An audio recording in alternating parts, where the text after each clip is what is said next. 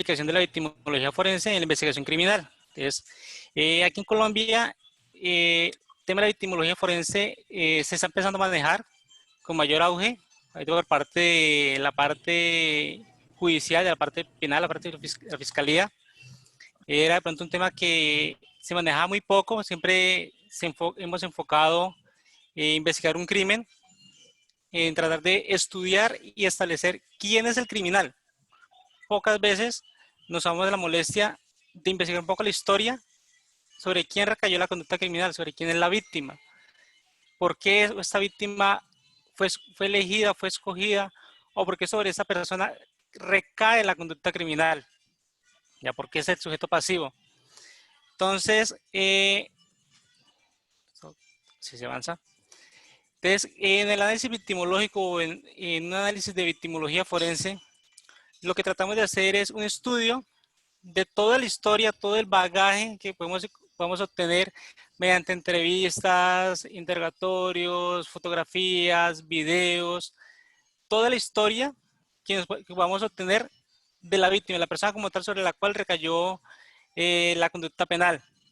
Entonces aquí vamos a hablar vamos a encontrar a qué se dedicaba en su día a día, cuál era su trabajo, cuáles eran sus hobbies, cómo era su relación con las personas con las que laboraba, o en caso de un estudiante, cómo era su relación con sus compañeros de estudio, cómo era su relación con las personas que normalmente lo rodeaban a él, ¿ya? La parte económica, cómo eran sus movimientos económicos durante su historia. Pues recuerda, se aplica a cualquier clase de delito, bien sea delitos económicos, delitos contra la vida. Independientemente del delito, pues necesitamos establecer esta información. Y entonces aquí en este análisis, ¿qué vamos a establecer? Vamos a establecer 3 puntos. Primero, dependiendo las circunstancias del delito y las características que logramos obtener de toda la información, como le digo, mediante entrevistas, interrogatorios, entrevistas más que todo a familiares y amigos, vamos a establecer si esta víctima fue seleccionada o fue una víctima de oportunidad. ¿Qué diferencia hay? Una víctima de selección es cuando logramos establecer a través de la victimología que el agresor escoge a esta víctima por ciertas características que cumple en el perfil o la forma, la figura psicológica que el delincuente necesitaba para satisfacer su necesidad de cometer el crimen. ¿Ya? Bien, podemos poner un ejemplo. Una señora que le es infiel a su esposo trabaja con las Fuerzas Armadas, su esposo se entera y decide cometer el delito de feminicidio en contra de la señora. Entonces aquí tenemos una víctima de selección porque el ataque fue dirigido únicamente contra esa persona, ¿ya? Entonces, ¿qué teníamos en el ácido victimológico? Tenemos, bueno, sí, esa persona a través de entrevistas logramos establecer que tenía una relación extramatrimonial, que su esposo era de las Fuerzas Armadas, que normalmente no salía de casa, entonces no tenía contacto con gente externa a su residencia. Entonces, eso es ya enfocando a una víctima de selección. Ahora, por el contrario, si encontramos una víctima de oportunidad, podemos encontrar otro caso donde sea una víctima de delito sexual. Pongamos aquí en el papel de una señorita, va por un paraje, una vía de un pueblo, ciudad, municipio, horas de la noche. No contamos con cámaras de seguridad, alumbrado público escaso. Nos dicen que en el estudio, bueno, continúa el caso, va pasando la señorita, es abordada por el agresor, quien la traslada a una zona rural donde se conlleva el acto sexual o el acto criminal. Disculpen de pronto sonidos del fondo por el tema de la pandemia, pues todo lo hacemos desde casa y pues los niños. Continúo, entonces ese es el hecho, ¿no? Entonces dentro de la victimología que tenemos, que sí, que efectivamente de pronto la señorita era estudiante de una universidad, cumplía ciertos horarios, a esa hora era usual que ella pasara por ese lugar, o en su defecto ese día tomó esta ruta porque iba a hacer un trabajo en la universidad con alguna otra compañera o compañero y tenía que pasar por esta ruta. No hay antecedentes de que pronto la señorita eh, fuera trabajadora sexual o tuviera diferentes relaciones sentimentales para el momento de los hechos, solamente que cumplía con los requisitos de una mujer en la cual el agresor encontró que satisfacía la necesidad para cometer el delito de un acto sexual. También podemos encontrar una víctima oportunidad más frecuente, de pronto más fácil de explicar, en los casos de hurto. Va la persona por la calle de una ciudad, casos que usualmente se presentan aquí inclusive en la ciudad en la que estoy trabajando hoy en día, la ciudad de Neiva, al sur de Colombia.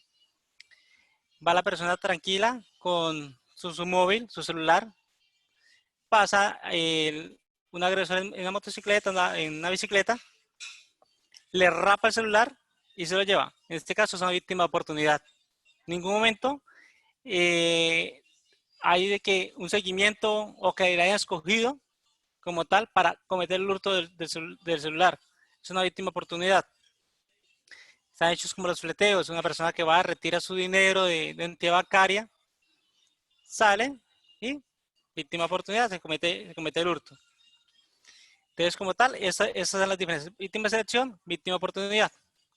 Ahora, continuando el análisis victimológico, debemos establecer unos niveles de riesgo. ¿Cómo se establecen estos?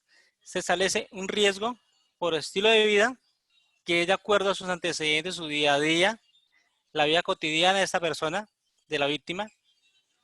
Y hay un riesgo situacional. ¿Qué es situacional? Del momento exacto en que ocurre el delito, del contorno donde ocurre el delito. ¿Ya? Entonces, un riesgo por estilo de vida, por decir algo. Yo, por ser funcionario de la Policía Nacional de Colombia, efectivamente por mi estilo de vida, si yo perteneciera no a un grupo con el que estoy ahorita, como es la investigación, sino que perteneciera a un grupo de choque, de enfrentamiento con los subversivos, donde tengo que estar en el área y estar enfrentando a las fuerzas armadas revolucionarias, o en su efecto perteneciera a un grupo de investigación que investiga terroristas, investiga narcotraficantes. Por mi estilo de vida, por saber la gente a la que estoy investigando, mi riesgo por estilo de vida es alto. ¿Ya? Entonces, en ese caso, tengo un nivel de responsabilidad alto para ser víctima de algunas lesiones, de un secuestro, de un homicidio. Pero si el hecho llega a ocurrir dentro de mi oficina, que queda dentro de unas instalaciones policiales, donde cuento con una seguridad externa, cuento con cámaras de seguridad, hay personas que son policías, que entre todos obviamente nos cuidamos, nos resguardamos. El riesgo para yo servir situacionalmente del contorno es bajo. ¿Ya? Si bien es cierto, por estilo ya tengo un riesgo alto, situacional es bajo. Entonces, ¿cómo cuadramos? Empezamos a como ilustrar al fiscal o al juez, no sé, creo que en México le llaman magistrado, sobre nuestro informe sobre la víctima o el análisis victimológico de nuestro informe como tal. Entonces, inicialmente tenemos un cuadro donde vamos a hablar de los rasgos que encontremos de acuerdo a todo el acervo probatorio que nos allegue los demás investigadores o lo que podamos nosotros a investigar mediante interrogatorios, labores de vecindario, lo que encontremos de pronto en redes sociales, labores investigativas en donde la persona trabaja, estudia, hojas de vida. Entonces vamos a establecer el sexo, la edad, la estatura, la dominancia de pronto de si es diestro, si es zurdo, a qué se dedicaba, capacidad estudiantil, nivel académico, si consumía o no consumía bebidas embriagantes, si consumía o no consumía sustancias psicoactivas o estupefacientes, qué antecedentes tenía, bien sea donde esta persona sea denunciante o donde esa persona sea indiciado, es decir, donde esa persona haya sido investigada por alguna clase de delito o casos donde esa persona haya sido testigo de alguna clase de delito. Precisamente este cuadrito corresponde, bueno, no lo tengo aquí cerca, este cuadrito corresponde a un caso, bueno, lo buscamos y nos regresamos. Bueno, este cuadrito que corresponde a este caso, donde es un suicidio o es un homicidio. A través de victimología forense, logramos tener indicios de que no se trata de un suicidio, se trata de un homicidio. En este caso, el compañero sentimental informa a las autoridades de que su compañera sentimental ha tomado esta arma que se encuentra en el suelo, que es un revólver, y se ha ultimado, se ha eliminado, se ha suicidado. Inicialmente, pues el caso se apertura como un homicidio, pues, posiblemente suicidio, pero después en las labores de entrevistas que se adelantan, logramos establecer que esta persona es diestra, no es zurda, a través de varias entrevistas. Entonces, si esto es así, ¿por qué el arma está al costado izquierdo y no al costado diestro? Si esa persona tiene mayor habilidad o mayor dominio de su nivel diestro que su nivel izquierdo. Es decir, que de haber sido que ella se haya suicidado, hubiese disparado con la mano derecha y no con la izquierda. Ya son pequeños detallitos que encontramos en victimología forense que van a servir mucho en una investigación. Por ese motivo, hoy en Colombia, los fiscales están pidiendo mucho el estudio victimológico de las víctimas de los casos de homicidio. También se aplica mucho para casos de ejecución extrajudicial. Es decir, de pronto, no sé, habrán escuchado aquí en Colombia, en la década anterior, se nombra mucho de los falsos positivos, que fueron muchachos que fueron ultimados y presentados como resultados de bajas a las guerrillas o fuerzas revolucionarias de Colombia por parte de las fuerzas militares. Después de hacer ciertos análisis, ciertas investigaciones, se concluyeron que no eran pertenecientes a grupos armados, sino que habían sido secuestrados y posteriormente habían sido ultimados. Bueno, continuamos con otro caso. En este caso logramos evitar que cometieran un acceso carnal violento en contra de una niña de 12 años de edad por parte de un funcionario, triste decirlo, de la rama judicial, y quien era su padrino. Entonces, en este caso, lo que se hizo fue un análisis victimológico. Entonces, establecimos que era de género femenino, que tenía 12 años de edad para el momento del hecho, que vivía en un municipio alejado, a donde se había puesto en conocimiento la denuncia se puso en conocimiento en el municipio de Valledupar, perdón, de Cartagena de Indias, y la víctima se encontraba en La Guajira, solo que los hechos iban a suceder en Valledupar, que esa niña se dedicaba a ser estudiante de bachillerato. En este caso era una víctima de selección, toda vez que el victimario era su padrino, por eso es que lo tengo aquí resaltado en color rojo, era su padrino, y ya se hizo una planeación para cometer el delito como tal, el crimen, el cual se iba a llevar a cabo. El informe lo presentamos un jueves y el siguiente martes se iba a llevar a cabo el delito.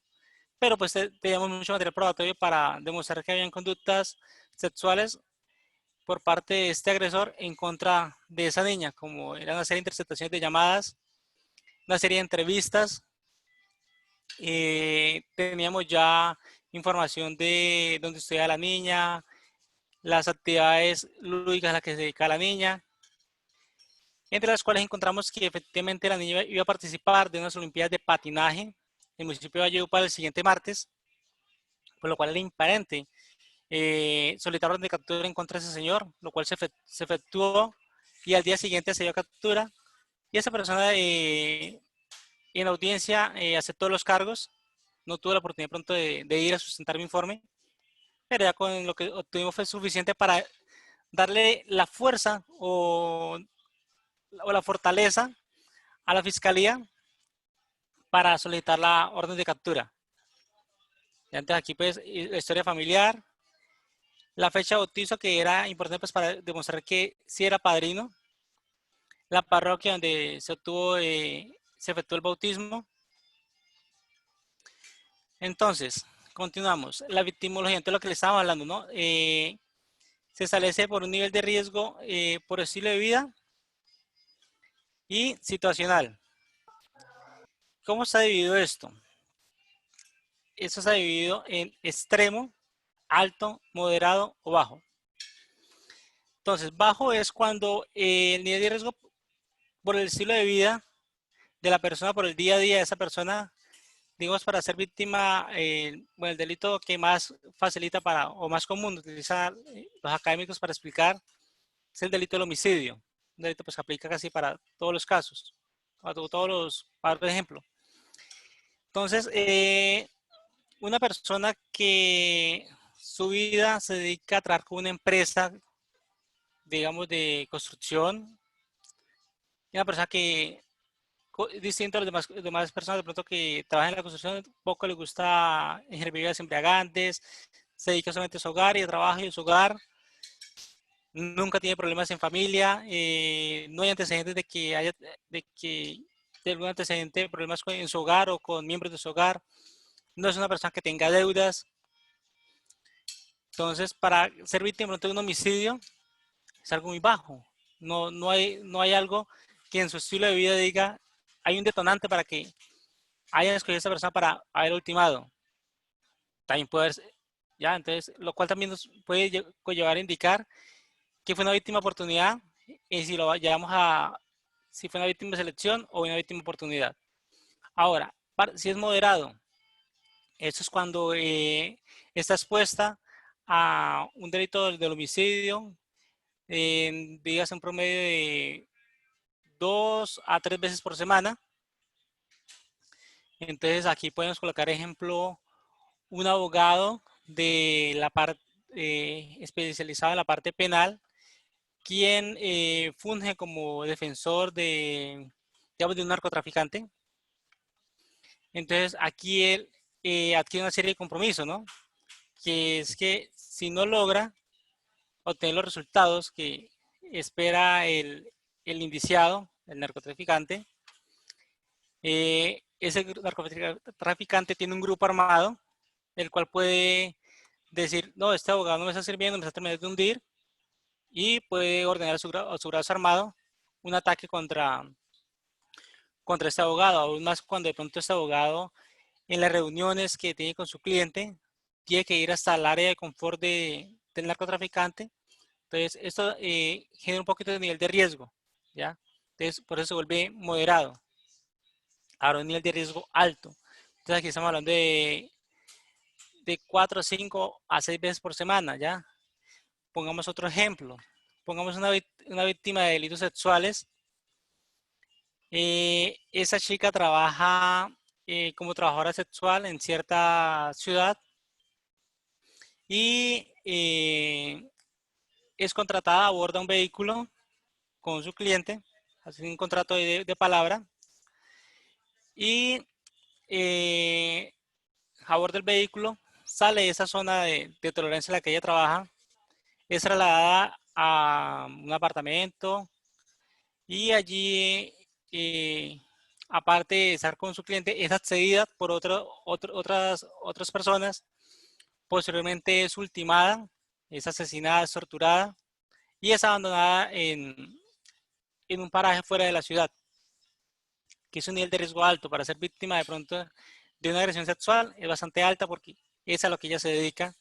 Para ser víctima de homicidio es alto también. ¿Por qué? Porque es que las personas en las que se mueve esa señorita no son personas de todo de bien. Es un secreto que esa actividad se mueve mucha delincuencia. Entonces, el nivel de riesgo es alto. Ahora, un nivel de riesgo por estilo de vida extremo. Está, por decir algo, un guerrillero, ¿ya? El nivel de riesgo es extremo para ser víctima de homicidio. Pues en constante está infringiendo la norma, la conducta de un Estado, las conductas reguladas por un Estado, y es usual que sean enfrentamientos con las Fuerzas Armadas de dicho Estado. Entonces, es extremo de que él sea víctima de un homicidio.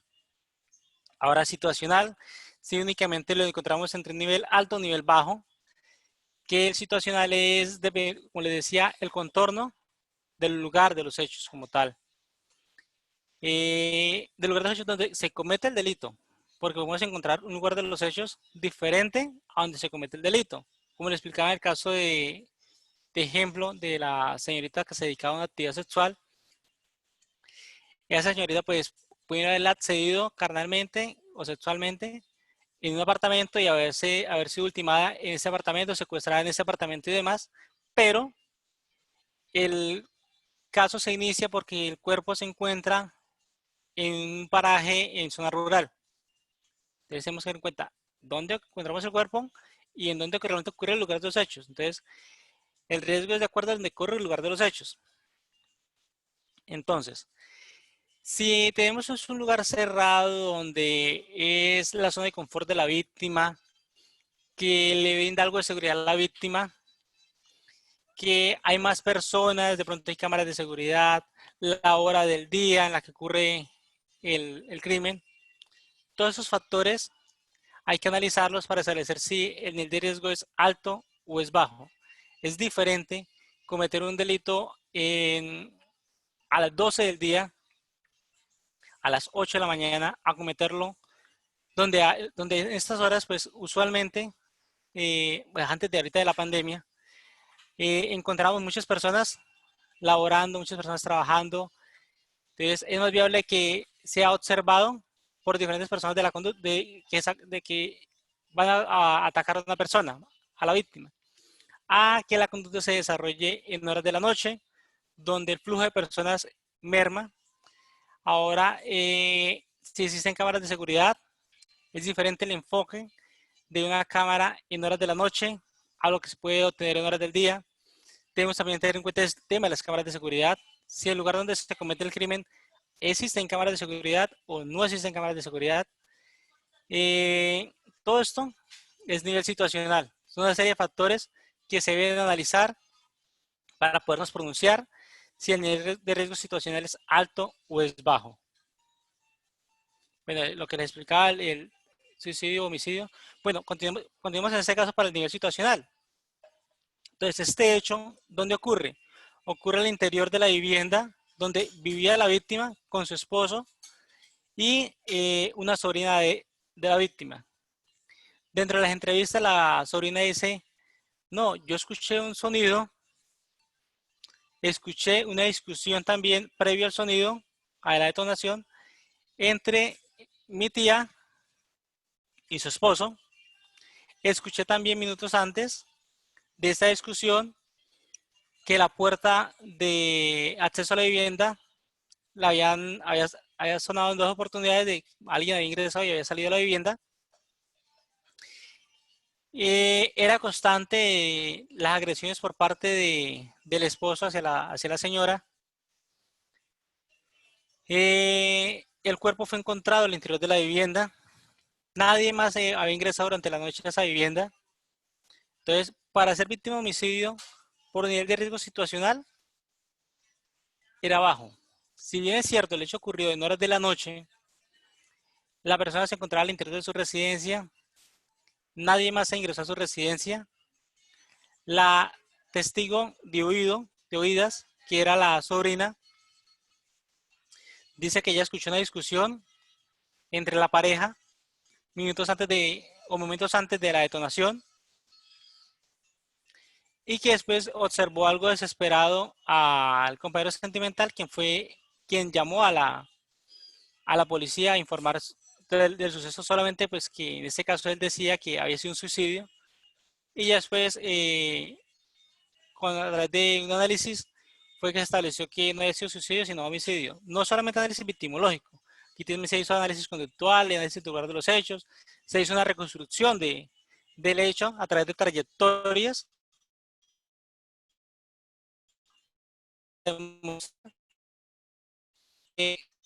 La había sido producto de una confrontación y lo mayor probable era dentro de un forcejeo que se hubiese accionado el arma. Pero entonces vea que desde la victimología podemos establecer que el nivel de riesgo situacional para que esta víctima hubiese sido víctima de homicidio era bajo, y para por la parte también de victimología establecemos que era diestra y no zurda, como se observa ahí en la imagen, lo cual ya les había comentado. Bueno, aquí es una parte del lugar de los hechos también que establecimos, entonces ya aquí es más el tema de la perfilación criminal. Aquí miramos una serie de análisis de las manchas de sangre.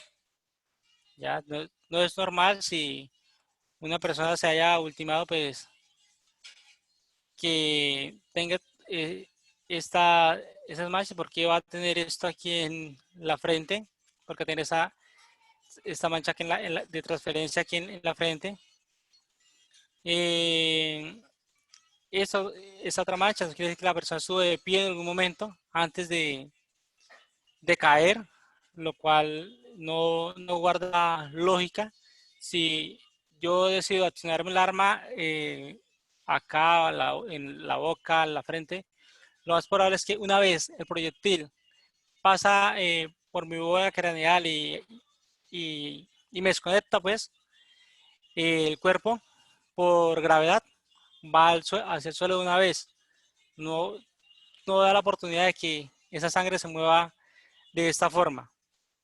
Adicionalmente hay unos estudios que se han hecho donde las mujeres es baja la probabilidad de que en el momento de suicidarse ataquen su rostro por tema de vanidad femenina. Por lo menos aquí en Colombia hemos observado el último año la mayoría de suicidios de mujeres. Lo que se ha hecho es que no atacan su cuerpo, lo que hacen es lanzarse desde puentes, lo cual pues muere obviamente por la caída, pero más no tratan de ahorcarse, no tratan de atacar su rostro, ¿ya? Bueno, también fue parte del análisis de los hechos de este caso. Ahora, en este caso sí apliqué mucha victimología para poder hacer una vinculación de casos. Esto es una serie de homicidios que ocurrieron en la frontera de Colombia con Venezuela.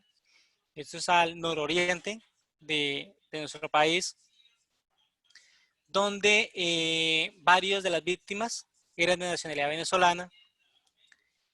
Entonces aquí encontramos que la mayoría de las víctimas, después de las que ustedes vieron, la mayoría de las víctimas eran hombres que oscilaban entre la edad de 15 a 24, 27 años, eran en sí jóvenes.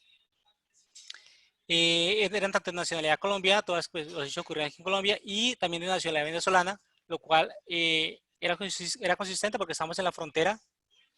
La mayoría de ellos residían en un municipio o corregimiento o zona urbana conocida como La Parada.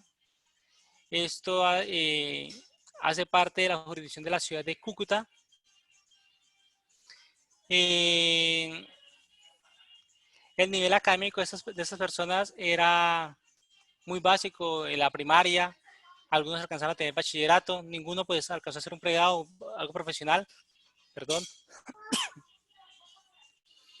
Entonces todos esos son puntos que nos permite ir uniendo la conectividad de casos. Todos estos fueron casos encontrados de manera diferente, únicamente estos dos, perdón, fue un solo caso, los cuerpos fueron encontrados en el mismo lugar, el mismo día, Inclusive, después del análisis logramos establecer que eran pareja, que tenía más riesgos de ser víctima el hombre que la mujer por la actividad a la que se dedicaba el hombre.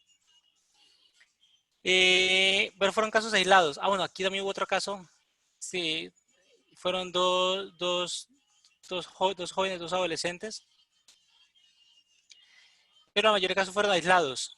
Encontrados sí en lapsos de 2, 3 días uno del otro, en una semana, y siempre en la misma zona.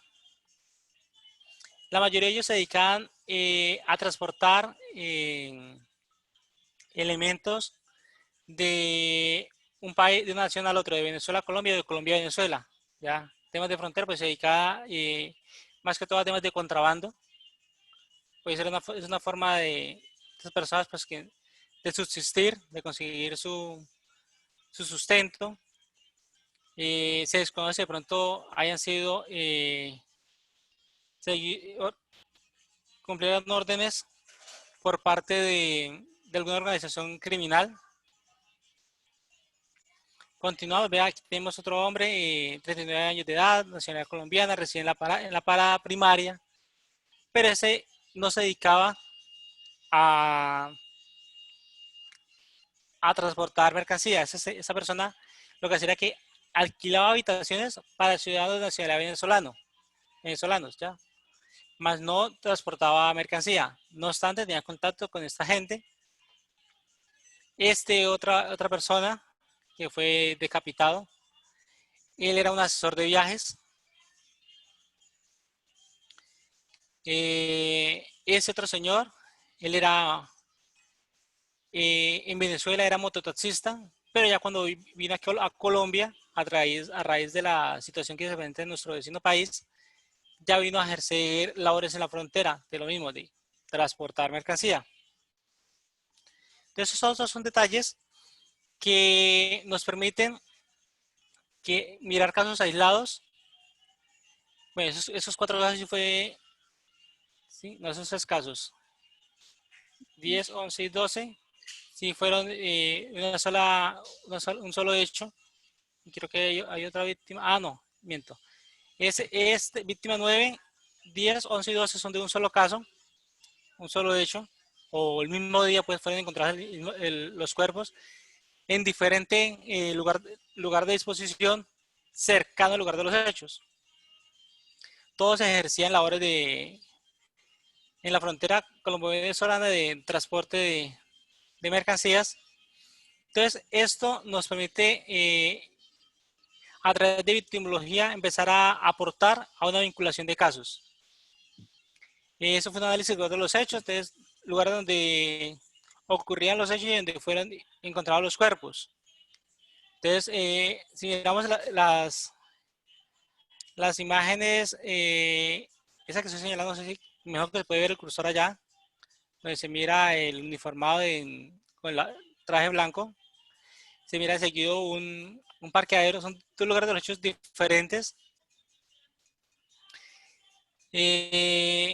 pero como tal, todos esos lugares tienen en común que son aquí en el corregimiento de La Parada.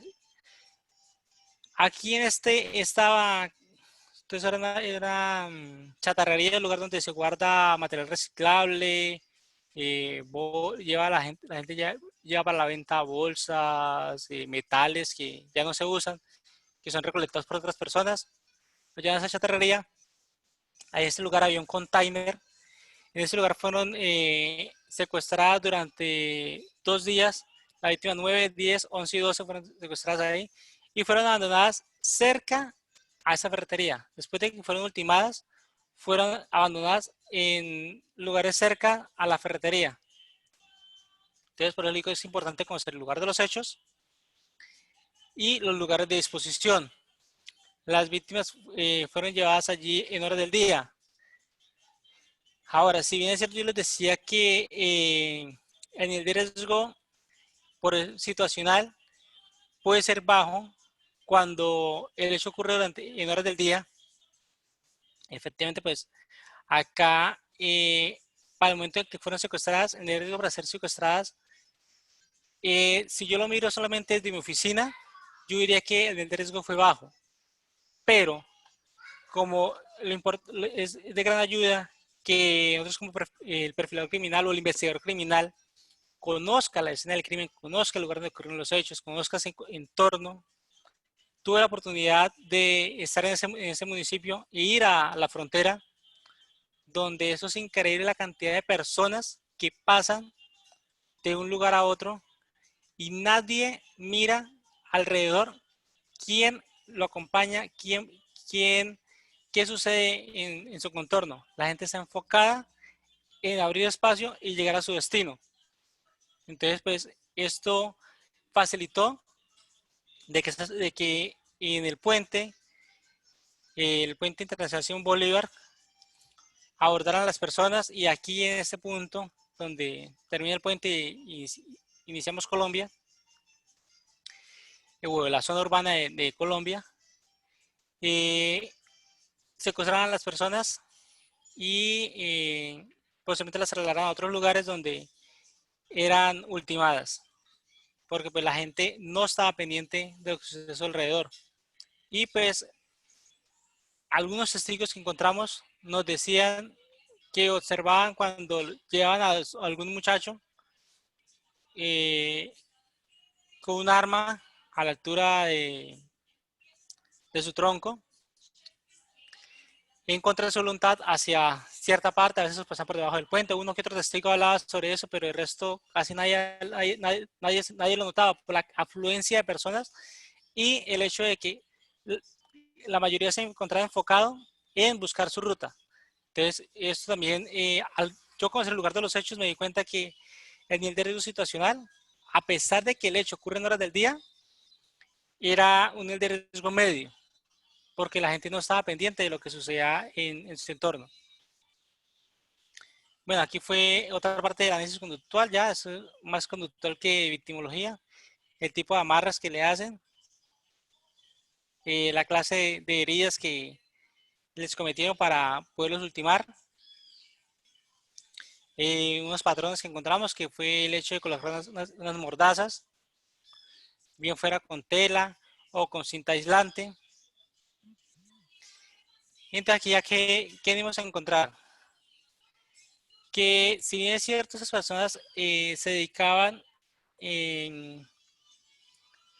al transporte de mercancías entre las dos ciudades, entre los dos países, entre las dos naciones, en esta zona, ni mirando la parte situacional, en esta zona es usual que exista un grupo de personas dedicadas a cobrar extorsiones.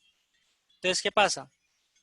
Le dejan trabajar a esas personas transportando mercancía de una nación a la otra, es decir, entre Venezuela y Colombia, pero existen grupos dedicados a cobrar como especie de una cuota, conocido de pronto en el argot popular de Colombia como una vacuna, para que pueda ejercer esa actividad. Es probable que esas personas no hayan querido pagar esta clase de impuesto ilegal y por eso hayan sido secuestrados y posiblemente ultimados. Bueno, aquí sí más que todo, las víctimas en su mayoría fueron seleccionadas por lo que eran, es decir, por ser personas dedicadas a transporte de contrabando. La mayoría de los homicidios, de acuerdo a lo que establecimos con medicina legal, ocurrían en horas de la noche, lo cual aumentaba el riesgo para las personas, para las víctimas, de ser víctimas del delito de homicidio y disminuía el riesgo para los delincuentes, para los criminales, de ser identificados. ¿Ya? En últimas, en este proceso logramos vincular a tres personas que habían sido capturadas en procesos diferentes, aislados, a 5 procesos. De las 8 investigaciones logramos vincular 5 investigaciones. A través de la victimología establecimos que hay un patrón de víctima que es similar, que si bien es cierto, en los 8 procesos habían similitud en las víctimas, porque en todos los 8 procesos habían víctimas hombres, a excepción de uno donde también había una víctima mujer. Las edades oscilaban entre víctimas de los 15 a los 38 años. El trabajo al que se dedicaban ellos, esto por parte de análisis victimológico por estilo de vida, era muy similar. Ahora, si vamos al contorno, a la parte situacional, encontramos que en esa zona había injerencia de grupos armados como es el ELN, es una guerrilla de Colombia, grupos de se me escapa la palabra, de contrabandistas, grupos, organizaciones criminales dedicadas al contrabando, que tanto de Venezuela como de Colombia, los cuales se disputan la zona para controlar el tema de las extorsiones. Entonces, todo esto se analiza, todo esto son patrones que se van sacando, que sirven de gran aporte para los fiscales poder presentar en sus audiencias soportes para demostrar por qué una víctima fue escogida para ser víctima de X delito. En casos de feminicidio, encontramos también mucha ayuda, bastante ayuda, el tema de la victimología forense. Ya como tal, eso es lo que tenía yo para comentarles. Veo que ya la presentación pues finaliza. No sé si tenga de pronto alguna duda, inquietud, que de pronto pueda resolvérselas. Muchas gracias, estimado Jorge, ¿sí me escuchas? Sí, sí lo escucho. Estoy tratando de dejar de compartir pantalla, pero no sé cómo se hace. Creo que está acá arriba. Ah, Exacto, sí. sí. Ya. No. Por acá. Aquí. Dejar. Sí, creo que ahí Muy ya es. bien, ya quedó, ya quedó. Así es, Jorge, muchas gracias. Acá en la parte del chat tenemos el espacio ahora para que si alguien guste hacer alguna pregunta, puede escribirla. Con todo gusto voy a leerlas. Por supuesto, también comentarios. En fin, cualquier tipo de participación positiva que podamos, que quieran hacer. Por acá, Karen Pérez, por ejemplo, estimado Jorge, nos pregunta, buenas tardes, agradezco su ponencia y la pregunta es, ¿cuál es la participación del criminólogo en atención a víctimas del delito? ¿Qué hace un criminólogo por la víctima? Bueno, muy buena la pregunta porque me enfoqué mucho a la parte criminalística y a la parte de investigación criminal, ¿no? ¿El criminólogo qué hace? Si bien el criminólogo realiza una serie de estudios, ¿cómo me ayudo yo en la parte de investigación criminal con los criminólogos? Ellos me realizan a mí los estudios de la población, de qué ocurre en ciertas zonas donde ocurren los hechos. Incluso en el caso que les explicaba de la frontera entre Colombia y Venezuela, por parte de los criminólogos fue que logramos establecer que en esta zona había participación de grupos guerrilleros, grupos de narcotráfico, eh, grupos de contrabando que se disputaban la zona para tener un control sobre ella. Entonces, esto es información que nos sirve para una investigación criminal. El criminólogo puede también apoyarme con parte de la victimología, donde me puede indicar de pronto dentro de la actividad propia que desempeña la víctima, qué nivel de riesgo podemos establecer Adicional, aparte de nivel de riesgo situacional y por estilo de vida, puede tener esta víctima para ser víctima de un delito que estemos investigando.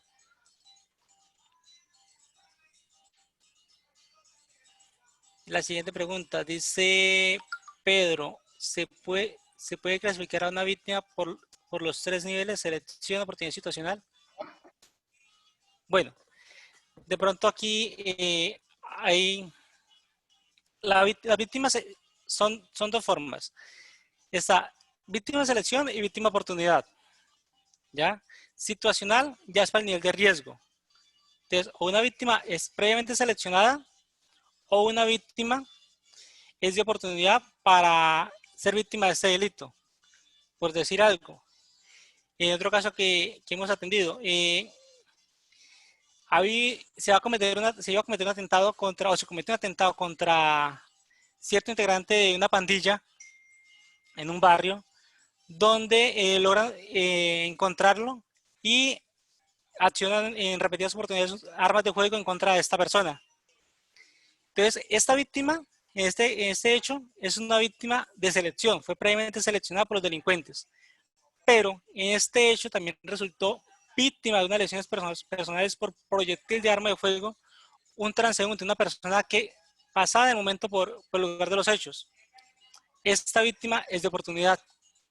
Entonces, si vemos que la víctima, que pongamos el nombre, Jorge Velázquez, que era el que le iba a cometer el delito, el homicidio, Jorge Velázquez fue seleccionado, pero digamos, Marta, que fue la persona que iba a pasar por el lugar y apareció lesionada, ella es la misma víctima, pero entonces ya la vemos como una víctima de oportunidad.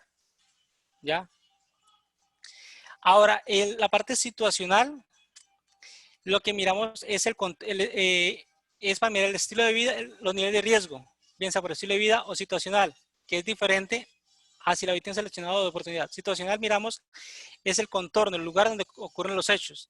Entonces es importante no confundir esos términos. Muchas gracias, estimado Jorge Luis. Pues bueno, desgraciadamente por los tiempos programados para este evento, no podemos seguir leyendo más preguntas, pero por supuesto que aquí en la parte del chat pueden dejar sus correos. Igual, Jorge, si gustas dejarnos por ahí tus datos, para que si algún participante tuviera la inquietud de ponerse en contacto, por supuesto que pudieran hacerlo. Fíjate, por acá tenemos otra pregunta que vamos a leer rápidamente para no dejarla fuera, va a ser la última, y nos dice que las herramientas que usa para el estudio de la víctima, ¿los presentan algún dictamen o algún informe? Nos dice Sí, Gas. sí, claro. ¿Qué utilizamos nosotros? Nosotros utilizamos, obviamente, literatura, donde nos habla de victimología. En mi caso, pues utilizo mucho los libros del doctor Brent Turbin. Él es un perfilador criminal estadounidense, utilizo mucho los libros de él. Y estos, en mi informe, entonces cuando yo voy a pronunciarme en el de riesgo por estilo de vida, cito parte de la literatura donde le explico de qué se trata este hecho de nivel de riesgo por estilo de vida, porque pues, no va a ser común para un fiscal, un juez, para la defensa, para el Ministerio Público, esas palabras, ya, esos términos. Entonces, yo los cito, entonces, mis herramientas más que todo son literatura. De pronto utilizo programas de sistemas, entonces eso yo lo relaciono en mi informe de qué herramientas son las que utilizo para presentar mi informe.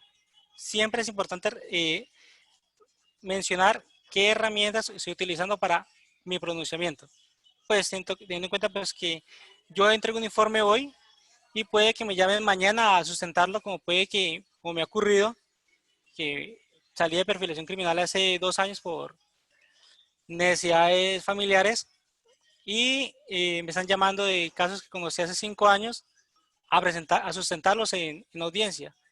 Entonces, en el test de rasegar, los informes que se hacían hace 5 años, que se hacían hace 2 años, eran diferentes, el estilo de informe era diferente, las herramientas que manejamos eran diferentes, la literatura que manejamos en esa época era diferente.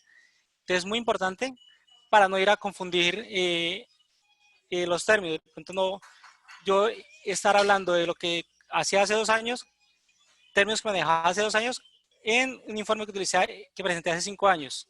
Es muy importante dejar la literatura en nuestros informes de qué fue lo que utilizamos para tener una mayor ayuda en el momento de ir a sustentar nuestros informes en un estrado judicial.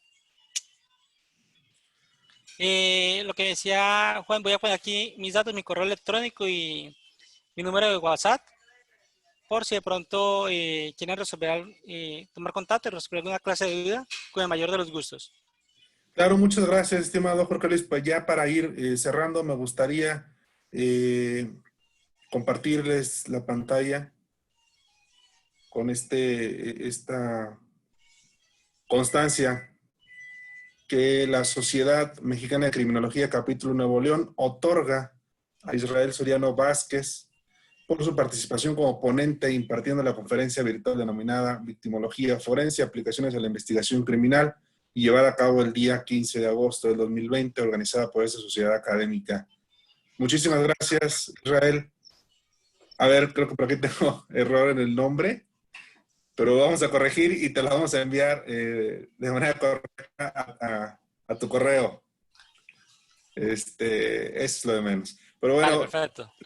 te agradezco mucho, y también a todos los participantes que quieran obtener una constancia como la que están viendo en pantalla, pónganse en contacto en el chat, tenemos el número de contacto para que puedan obtenerla. Y pues bueno, sin más, les agradezco mucho a todos, a Wael, a Cintia, que están pendientes, al ponente, por supuesto, pero principalmente a ustedes que cada semana están con nosotros. Estamos haciendo un esfuerzo por traerles contenidos de calidad, contenidos probados, contenidos que les sirvan en su formación académica para los criminólogos y a los afines. La próxima semana tenemos otro evento gratuito para todos ustedes. Estén pendientes de nuestras redes sociales con un servidor, Juan José Martínez Bolaños, o a través de la página oficial de la Sociedad Mexicana de Criminología, Capítulo Nuevo León, o del número de WhatsApp que por ahí se está poniendo en los comentarios. Muchas gracias a todos. Nos vemos en el próximo evento. Que tengan un excelente fin de semana. Cuídense y no salgan de casa. Hasta pronto.